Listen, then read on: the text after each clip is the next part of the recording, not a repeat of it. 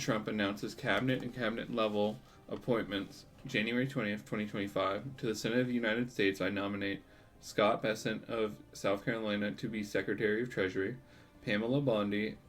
of Florida to be Attorney General, Douglas Burgum of North Dakota to be Secretary of the Interior, Lori Chavez DeRemer of Oregon to be Secretary of Labor, Douglas Collins of Georgia to be Secretary of Veterans Affairs, Sean Duffy of Wisconsin to be Secretary of Transportation, Peter Hegseth of Tennessee to be Secretary of Defense, Robert F. Kennedy Jr. of California to be Secretary of Health and Human Services, Howard Lutnick of New York to be Secretary of Commerce, Linda McMahon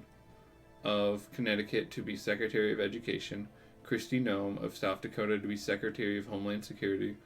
Brooke Rollins of Texas to be Secretary of Agriculture, Marco Rubio of Florida to be Secretary of State, Eric Turner of Texas to be Secretary of Housing and Urban Development, Christopher Wright of Colorado to be Secretary of Energy, Tulsi Gabbard of Hawaii to be Director of National Intelligence, Jamieson Greer of Maryland to be United States Trade Representative with the rank of Ambassador Extraordinary and Plenipotentiary,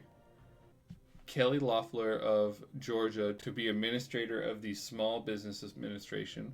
John Ratcliffe of Texas to be Director of the Central Intelligence Agency, Elise Stefanik of New York to be Representative of the United States of America to the United Nations, with the rank and status of Ambassador Extraordinary and Plenipotentiary, and the Representative of the United States of America in the Security Council of the United Nations, Elise Stefanik of New York to be Representative of the United States of America to the sessions of the General Assembly of the United Nations during her tenure of service as Representative of the United States of America to the United Nations, Russell Vought of Virginia to be Director of the Office of Management and Budget,